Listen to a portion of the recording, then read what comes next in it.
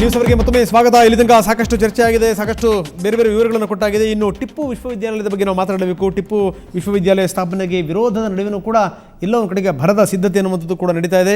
ಶ್ರೀರಂಗಪಟ್ಟಣದಲ್ಲಿ ಟಿಪ್ಪು ವಿವಿ ಸ್ಥಾಪನೆಗೆ ಚಾಲನೆ ಸಿಕ್ಕಿದೆ. ವಿವಿಗಾಗಿ 200 ಎಕರೆ ಭೂಮಿ ಹುಡುಕಲಿಕ್ಕೆ ಸೂಚನೆ ಕೊಟ್ಟಿದ್ದೀವಿ ಅಂತ ಕೇಂದ್ರ ಅಲ್ಪಸಂಖ್ಯಾತ ಖಾತೆ ಸಚಿವ ರೆಹಮಾನ್ ಖಾನ್ ಹೇಳಿದ್ದಾರೆ. ಬೆಂಗಳೂರಿನಲ್ಲಿ ರೆಹಮಾನ್ ಖಾನ್ ಮಾತನಾಡಿದರು. 15 ದಿನಗಳ ಹಿಂದೆಯೇ ರಾಜ್ಯಕ್ಕೆ ಕೇಂದ್ರ ಪತ್ರ ಬರೆದಿದೆ ಅಂತ ಕೂಡ ಸ್ಪಷ್ಟಪಡಿಸಿದರು. ಟಿಪ್ಪು ವಿವಿ ಹೆಸರಲ್ಲಿ ಯಾವುದೇ ಬದಲಾವಣೆ ಇಲ್ಲ. ಟಿಪ್ಪು ವಿವಿ ಹೆಸರಿಗೆ ವಿರೋಧದ ಹಿಂದೆ ಅದು ರಾಜಕೀಯ ಕೈವಾಡ ಇದೆ ಅಂತ ಅವ್ರು ಹೇಳಿದ್ದಾರೆ. ಶೀಘ್ರವೇ ಯೋಜನಾ ವರದಿನ ಸಿದ್ಧಪಡಿಸ್ತೀವಿ ಅಂತ ಕೂಡ ಖಾನ್ ಹೇಳಿದ್ದಾರೆ.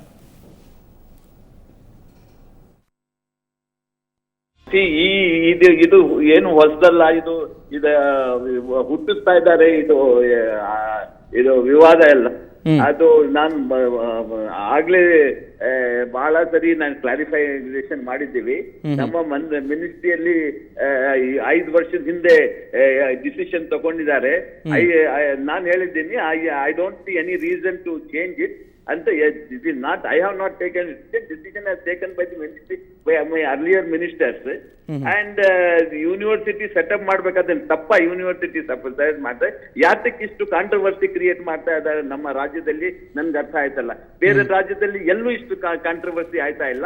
ನಮ್ಮ ರಾಜ್ಯದಲ್ಲಿ ಸ್ವಲ್ಪ ಕೋಮುವಾದಿ ಶಕ್ತಿಗಳು ಈ ಒಂದು ಕಾಂಟ್ರವರ್ಸಿ ಬೆಳೆಸ್ತಾ ಇದ್ದಾರೆ.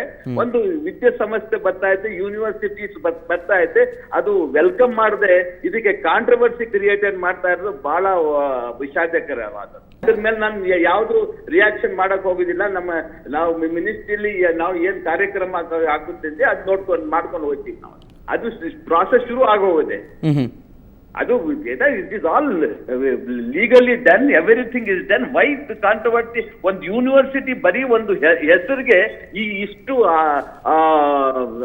ವಿರೋಧ, ಬರೀ ಹೆಸರು ಮಾಡ್ತಾ ಇದ್ದಾರೆ ಅಂದ್ರೆ ಇದು ಅವರ ಒಂದು ಮನಸ್ಸಿನ ಸ್ಥಿತಿ ತಿಳುವಳಿಕೆ ಆಯ್ತದೆ. Why should I create A controversy? Okay, ಯಾತಕ್ಕೆ ಇದು? ಈವನ್ ನಾನು ನಿಮ್ಗೂ ಅಪೀಲ್ ಮಾಡೋದು, ಈಗ ಈ ಕಾಂಟ್ರವರ್ಸಿ ಈ ಬಂದಾಗ ನೋಡೋಣ. ಅದು ಈ ಸ್ಟೇಟ್ ಗೌರ್ಮೆಂಟ್ ಹೇಳಿ ಹೆಸರು ಇಡಬೇಡಿ ಅಂತ ನಾವು ಇಡೋದಿಲ್ಲ. ಯಾಕೆ ಕಾಂಟ್ರವರ್ಸಿ ಮಾಡ್ಬೇಕು? ಟಿಪ್ಪು ಹಾಗಾದ್ರೆ ಟಿಪ್ಪು ಈ ಸಂಸ್ಥೆ ಎಲ್ಲ ನಾಶ ಮಾಡ್ಬಿಡ್ಲಿ. ಇಲ್ಲಿ ಏನ್ ಮಾತಾಡ್ತಾರೆ ಜನ? ಈಗ are we succumbing to this fanatics? Who said Tipu is this one? Tipu controversy ಒಬ್ಬರು ಲೈಕ್ ಮಾಡ್ತಾರೆ, ಒಬ್ಬರು ಲೈಕ್ ಮಾಡೋದಿಲ್ಲ. ಅದಕ್ಕೆ ನಾವು ಇಷ್ಟು ಕಾಂಟ್ರವರ್ಸಿ ಮಾಡಬಾರ್ದು. ಸೊ ಅಂದ್ರೆ ಕಾಂಟ್ರವರ್ಸಿ ಮಾಡೋ ಉದ್ದೇಶ ಏನಿರ್ಬೋದು? ಅದಕ್ಕೆ ಈ ಕೌಮಾರಿ ಶಕ್ತಿಗಳು ಉದ್ದೇಶ ನಿಮ್ಗೆ ಗೊತ್ತದೆ. The communal forces they want to this thing. History is return. ಇವಾಗ ಟಿಪ್ಪು ಸುಲ್ತಾನ್ಗೆ ನಾವು ಅಲ್ಲಿ ಒಂದು ಶ್ರೀರಂಗಪಟ್ಟಣದಲ್ಲಿ ಅವರ ಅಲ್ಲಿ ಲಕ್ಷಾಂತರ ಜನ ಹೋಯ್ತಾರೆ. ಯಾಕೆ ಹೋಯ್ತಾರೆ? ಶ್ರೀರಂಗಪಟ್ಟಣದಲ್ಲಿ ಲಕ್ಷಾಂತರ ಜನ ಹೋಗಿ ಅವರ ಒಂದು ರೆಸ್ಪೆಕ್ಟ್ ಕೊಡ್ತಾರಲ್ಲ. ಯಾತಕ್ಕೆ ಕೊಡ್ತಾರೆ? ಜನ ಕೊಡ್ತಾ ಇರೋದಲ್ವ ಅವರು. ಪೂರ್ತಿ ಅಲ್ಲಿ ಹೋಗಿ ನೋಡಿ, ಶ್ರೀರಂಗಪಟ್ಟಣ ದಿವಸ ಒಂದು 10,000 ಜನ ಬರ್ತಾರೆ ಅಲ್ಲಿಗೆ every day. If he is such a person, why people should go there? ಅವ್ರಿಗೂ ನಾನು ಅವಾಗ ಪತ್ರ ಬರ್ದಿದ್ದೆ. ಆವಾಗ್ಲೂ ಚೀಫ್ ಮಿನಿಸ್ಟರ್ ಹೇಳಿದ್ದೆ ನಾನು, ನಾವು ಕೊಡ್ತೀವಿ ಅಂತ ಹೇಳಿದ್ರು ಅವರು ನನ್ಗೆ. ನಾನು ಪತ್ರ ಬರ್ತಿದ್ದೀನಿ ಇವಾಗ. ಬರೀ ಇದ್ರ ಬಗ್ಗೆ ಮಾತಾಡೋಣ. ಗೋ ಮಧುಸೂದನ್ ನಮ್ಮ ಜೊತೆಗಿದ್ದಾರೆ, ಬಿಜೆಪಿಯ ಹಿರಿಯ ನಾಯಕರು. ಮಧುಸೂದನ್ ಜಿ, ಕಾರ್ಯಕ್ರಮ ತಮಗೆ ಸ್ವಾಗತ. ನಮಸ್ಕಾರ. ಮತ್ತೊಬ್ಬರಿದ್ದಾರೆ ತಲಕಾಡು ಚಿಕ್ಕರಂಗೇಗೌಡರು, ಸಂಶೋಧಕರು. ಚಿಕ್ಕರಂಗೇಗೌಡರು, ತಮ್ಮ ಕೂಡ ಕಾರ್ಯಕ್ರಮಕ್ಕೆ ಸ್ವಾಗತ. ಹಸನಪ್ಪ ಇದ್ದಾರೆ, ಕಾಂಗ್ರೆಸ್ ನಾಯಕರು. ಹಸನಪ್ಪ ಅವರು, ತಮ್ಮ ಕೂಡ ಕಾರ್ಯಕ್ರಮಕ್ಕೆ ಸ್ವಾಗತ. ಸೊ ನನ್ನ ಮೊದಲನೇ ಪ್ರಶ್ನೆ ಗೋ ಮಧುಸೂದನ್ ಅವರಿಂದ ಆರಂಭ ಆಗ್ತಾ ಇದೆ. ಸೊ ರೆಹಮಾನ್ ಖಾನ್ ಅವ್ರು ಹೇಳಿದಂಥ ಮಾತನ್ನ ಕೇಳಿದ್ರಿ ತಾವು. ವಿವಾದ ಅನ್ನುವಂಥದ್ದೇನೂ ಇಲ್ಲ, ಇದರ ಹಿಂದೆ ಸ್ಪಷ್ಟವಾದಂಥ ಒಂದು ರಾಜಕೀಯ ಉದ್ದೇಶ ಇದೆ, ಅದು BJPದು ಅನ್ನುವಂಥ ಮಾತನ್ನು ಹೇಳ್ತಾರೆ ಅವರು. ಏನಂತೀರಿ? ನಮ್ಮ ಮೂಲಭೂತವಾದಂತಹ ತಕರಾರಿರುವಂಥದ್ದು ಅಲ್ಪಸಂಖ್ಯಾತ ವಿಶ್ವವಿದ್ಯಾನಿಲಯದ ಬಗ್ಗೆ. ಈ ಅಲ್ಪಸಂಖ್ಯಾತ ವಿಶ್ವವಿದ್ಯಾನಿಲಯ ಇವರು ಏನು ಪತ್ರ ಬರೆದಾಕ್ಷಣ ಭೂಮಿ ರಿಸರ್ವ್ ಮಾಡಿ ಅಂದಾಕ್ಷಣ ಶುರುವಾಗೋಕ್ಕೆ ಸಾಧ್ಯನೇ ಇಲ್ಲ. 2-3 ಬೇಸಿಕ್ ತೊಡಕುಗಳಿದ್ದಾವೆ. ಮೊದಲನೇದಾಗಿ ಈ ಥರದ ವಿಶ್ವವಿದ್ಯಾನಿಲಯ ಇರುವಂಥದ್ದು ಅಲಿಗಢ್ ಮುಸ್ಲಿಂ ಯೂನಿವರ್ಸಿಟಿ. ಮತ್ತಿನ್ನೊಂದು ದೆಹಲಿಯಲ್ಲಿ ಇನ್ನೊಂದು ಯೂನಿವರ್ಸಿಟಿ ಇದೆ.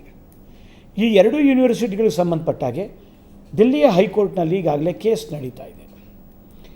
ಇದು ಆರ್ಟಿಕಲ್ 30ಗೆ ವಿರುದ್ಧವಾಗಿದೆ ಅಂತ ಹೇಳಿ. ಏನು ಏನು ಏನು ಆರ್ಟಿಕಲ್ 30 ಏನು ಹೇಳುತ್ತೆ? 30 ಏನು ಹೇಳುತ್ತೆ ಅಂತಂತಂದರೆ, ನಮ್ಮ ದೇಶದಲ್ಲಿ ಯಾರ್ಯಾರು ಧಾರ್ಮಿಕ ಅಲ್ಪಸಂಖ್ಯಾತರಿದ್ದಾರೆ, ಭಾಷಾ ಅಲ್ಪಸಂಖ್ಯಾತರಿದ್ದಾರೆ, ಅವರು ತಮ್ಮ ಭಾಷೆಯ ಜನರನ್ನು ಅಥವಾ ತಮ್ಮ ಧಾರ್ಮಿಕ ನಂಬಿಕೆಯ ಜನರನ್ನು ಅವರು ವಿಕಾಸಗೊಳಿಸ್ಲಿಕ್ಕೋಸ್ಕರವಾಗಿ, ಅಭಿವೃದ್ಧಿಪಡಿಸ್ಲಿಕ್ಕೋಸ್ಕರವಾಗಿ ಶೈಕ್ಷಣಿಕ ಸಂಸ್ಥೆಗಳನ್ನ ಅವ್ರಿಗೆ ನಡೆಸಲಿಕ್ಕೆ ಹಕ್ಕಿದೆ. ಮತ್ತು ಅವರು ತಾವು ನಡೆಸುವಂಥದ್ದಕ್ಕೆ ಅದನ್ನು ಮೈನಾರಿಟಿ ಸ್ಟೇಟಸ್ ಅದಕ್ಕೆ ಕೊಡಬೇಕು ಅವ್ರಿಗೆ. ಓಕೆ. ಮತ್ತು ಇದಕ್ಕೆ ಸಂಬಂಧಪಟ್ಟಂಗೆ ನಾಳೆ ಸರ್ಕಾರ ಲ್ಯಾಂಡ್ ಕೊಡಬೇಕಾದ್ರೆ, ಗ್ರ್ಯಾಂಟ್ ಕೊಡಬೇಕಾದ್ರೆ ಬೇರೆ ಸಂಸ್ಥೆಗಳಿಗೆ ಯಾವ ನಿಯಮಗಳನ್ನ ಅನ್ವಯಿಸುತ್ತೋ ಅದೇ ನಿಯಮಗಳ ಪ್ರಕಾರನೇ ಇವ್ರಿಗೂ ಸಹ ಗ್ರ್ಯಾಂಟ್ ಕೊಡಬೇಕು, ಇದನ್ನು ಮಾಡಬೇಕು. ಇಲ್ಲಿ ತಕರಾರು ಹೇಳಿ ಇಲ್ಲಿ. ಅಲ್ಲ, ಒಂದು ನಿಮಿಷ.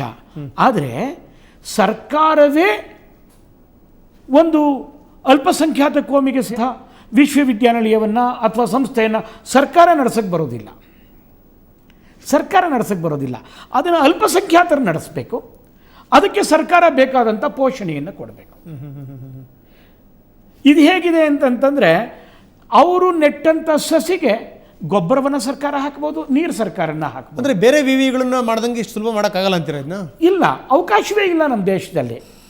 ಮತ್ತು ಹಿಂದೆ ಮಾಡಿದಂಥದ್ದು ಅಲಿಗಢ ಮುಸ್ಲಿಂ ಯೂನಿವರ್ಸಿಟಿ, ಅದು ಬ್ರಿಟಿಷರ ಕಾಲದಲ್ಲಿ ಶುರುವಾದಂಥ ಯೂನಿವರ್ಸಿಟಿ. ಅದಾದ ನಂತರದಲ್ಲಿ ಬೇರೆ ಯಾವುದೂ ಆ ಥರದ ಯೂನಿವರ್ಸಿಟಿಗಳು ಆಗಿಲ್ಲ.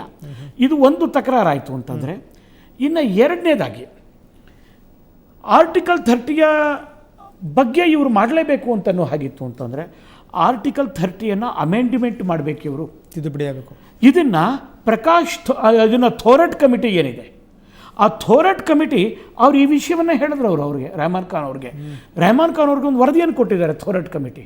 ಆ ಕಮಿಟಿನಲ್ಲಿ ಅವ್ರು ಹೇಳಿದ್ದಾರೆ, ನೀವೆಲ್ಲ ಮಾಡ್ಬೋದು, ಇಲ್ಲ ಅಂತೇನಿಲ್ಲ, ಆದರೆ you have to make an amendment to.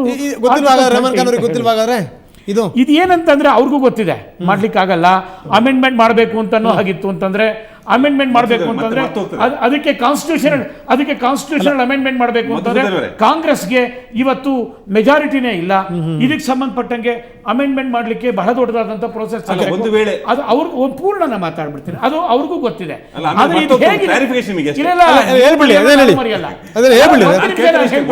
ಇದು ಸಂವಿಧಾನಕ್ಕೆ ವಿರುದ್ಧವಾಗಿ ಇವರು ಮಾಡ್ತಾ ಇದ್ದಾರೆ ಅಂತಂದ್ರೆ ಬಹಳ ಸುಲಭ ಮಧುಸೂದನ್ ಅವರಿಗೆ ಕೋರ್ಟ್ಗೆ ಹೋಗಿ ಏನೋ ಒಂದು ಮೊಕದ್ದಮೆ ಹೂಡಿದ್ರೆ ಆಯ್ತಪ್ಪ, ಕೋರ್ಟ್ ಆ ಕೆಲಸವನ್ನ ನಾವು ಮಾಡ್ತೀವಿ. ಈಗಾಗಲೇ ಇದ್ರ ಬಗ್ಗೆ ಆಗಲೇ 2 ಕೇಸ್ಗಳು ಹೈಕೋರ್ಟ್ ಡೆಲ್ಲಿನಲ್ಲಿ ಇದ್ದಾವೆ. ಇನ್ನೊಂದು PI ಎಲ್ಲೋ ಹೋಗಬೇಕಾದಂತದ್ದು. ನಾನು ಹೇಳ್ತಾ ಇರೋದು ಏನಂತಂದ್ರೆ, ಇದ್ರ ಹಿಂದೆ ಇರುವಂತದ್ದು ರಾಜಕೀಯ. ಅವರಿಗೆ ಮುಸಲ್ಮಾನರ ಬಿಜೆಪಿ ರಾಜಕೀಯ ಅಂತ ಸರ್, ನಮ್ಮ ರಾಜಕಾರಣ ಅಲ್ಲ, ಅವ್ರ ರಾಜಕಾರಣ. ಇದನ್ನ ಮಾಡಕ್ ಹೊರಟಿರೋದು ಅವ್ರು ಸಾಬ್ರಿಗೆ ಮುಗಿದ ಬದಿಗೆ ಬೆಣ್ಣೆ ಹಚ್ಚಿ ಅವ್ರು ಓಟ್ನಷ್ಟು ಕಸ್ಕೋಬೇಕು. ಅತ್ಯಂತ ಬೇಗ ಪಾರ್ಲಿಮೆಂಟ್ ಚುನಾವಣೆ ಬರ್ತಾ ಇದೆ, ಉತ್ತರ ಪ್ರದೇಶದಲ್ಲಿ ಇರ್ಬೋದು, ಎಲ್ಲ ಕಡೆ ನಮಗ್ ಗಂಟು ಹೋಗೋದಲ್ಲ ಸರ್. ನಮಗೆ ಯಾರನ್ನು ದಾರಿ ತಪ್ಪಿಸುವಂತದ್ದು ಬೇಕಾಗಿಲ್ಲ sir. I do not want somebody to fool somebody, and I do not want somebody to be fooled by somebody. Okay Madhusudan ಅವರೇ, ಹಸನಬ್ಬ ಅವರು ಮತ್ತೆ ಚಿಕ್ಕನಗೌಡರ ಬಗ್ಗೆ ಏನು ಹೇಳ್ತಾರೆ ಕೇಳೋಣ. ಅದಕ್ಕಿಂತ ಮೊದಲು ಶಾರ್ಟ್ ಬ್ರೇಕ್.